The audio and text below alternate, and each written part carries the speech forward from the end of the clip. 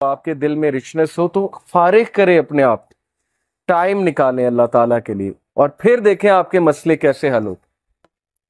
کئی لوگ سے میں نے سنا ہے، ایک بھائی بہت مشکل سے گزرے تھے، 2 سال پہلے کا واقعہ ہے، اور 6-7 مہینے ہو گئے ان کا وہ مسئلہ حل نہیں ہو رہا، ان کا وہ مسئلہ حل نہیں ہو رہا، کوئی فیملی پرابلم تھی۔ اور ایک دن مجھے ملے and he was so happy، اور انہوں نے مجھے ایک سینٹینس کہا جو میں کبھی نہیں بھولوں گا۔ انہوں نے کہا کہ علی بھائی all it took was one تہجد، that's it۔ لیکن 6 مہینے مجھے کبھی ٹائم نہیں ملا، مجھے لوگوں سے ملنے کا ٹائم مل گیا، مجھے لوگوں سے کہانیاں سنانے کا ٹائم مل گیا، لوگوں کی سننے کا ٹائم مل گیا، لیکن تہجد کا ٹائم نہیں مل رہا تھا۔ all it took was one تہجد، اور میرا مسئلہ حل ہو گیا۔ تو امام شافعی رحمہ اللہ نے کہا کہ میکنگ دعا ایٹ دا ٹائم آف تہجد is like an arrow which does not miss its target. تو باقی یہ کہ اللہ دعا آپ کریں اور نہ ملے یہ ایک الگ بات ہے، ظاہر ہے اللہ تعالیٰ وہی دیں گے جو بہتر ہے، لیکن یہ سینٹینس یاد رکھنے والا ہے کہ all it took was one تہجد۔ تو اپنے آپ کو فارغ کریں، ٹائم نکالیں اللہ تعالیٰ کے لیے، یہ آپ کے ہی لیے بہتر ہے۔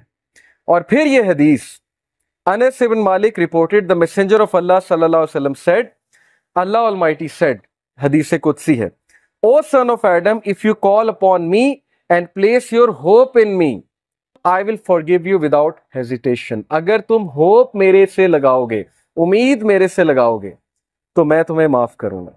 without any hesitation میں تمہیں معاف کروں گا۔ O son of Adam, if you have sins piling up to the clouds and then ask for my forgiveness, I will forgive you without hesitation۔ اور اگر تیرے گناہ آسمان تک جا رہے ہیں اور آسمان کی طرح پائل اپ ہو چکے ہیں، کلاؤڈز کی طرح، یعنی اتنے سنز ہو چکے ہیں کہ تم اسراف کر چکے ہو، اور تم مجھ سے معافی مانگو گے، میں تمہیں معاف کروں گا، لیکن سچے دل سے توبہ کرو، میرے پاس آؤ گے، میرے سے بات کرو گے، مجھے ریکگنائز کرو گے، تو میں تمہیں معاف کروں گا۔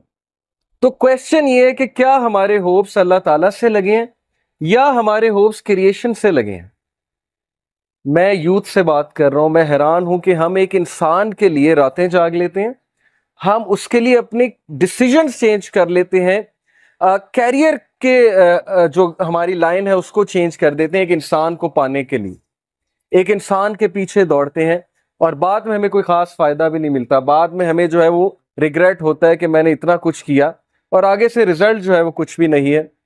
تو یہ ہیں وہ مثالیں جو اللہ تعالیٰ ہمیں قرآن مجید میں بتا رہے ہیں، حدیث میں بتا رہے ہیں کہ تم میرے سے امید لگاؤ، تم میرے پاس آؤ، تم میرے سے مانگو، پھر دیکھو کہ تمہارا مسئلہ حل ہوتا ہے کہ نہیں ہوتا ہے۔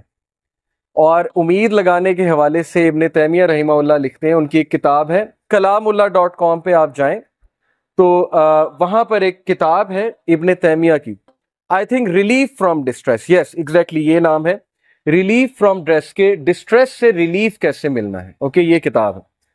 وہ کتاب اس آیت کی تفسیر ہے، لا الہ الا انت سبحانک انی کنت من الظالمین، صرف ایک آیت کو پکڑا ہے ابن تیمیہ نے اور پوری کتاب لکھ دی۔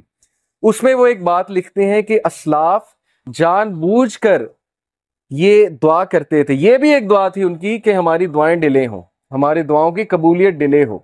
اب یہ ہمارے لیے، ہم جیسے لوگوں کے لیے جو دنیا میں بہت ڈوبے ہیں، بڑی عجیب بات ہے۔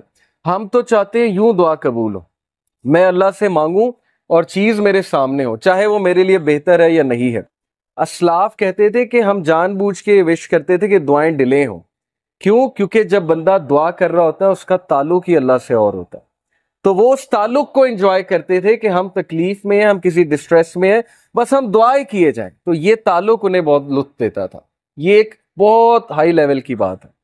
بتانا میں آپ کو یہ چاہ رہا ہوں کہ دیکھیں مصیبتیں آتی ہیں، مشکلیں آتی ہیں، انسان پر بہت سے فیزز آتے ہیں، اور اس فیز میں اگر اللہ سے آپ کنیکٹ کر جائیں تو یہ آپ کے لیے خیر ہی خیر ہے، اور اس فیز میں اگر اللہ سے دور ہو جائیں تو پھر یہ شر ہے بہت۔